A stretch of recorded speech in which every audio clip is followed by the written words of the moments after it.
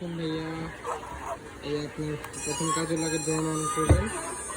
Drone on করার পর remote on করবেন। রিমোটে একটা লাইট দেখাচ্ছে, এটা আপনার যে জিপিএস বাটনে প্রেস করে জিপিএসটা অফ করে নেবেন।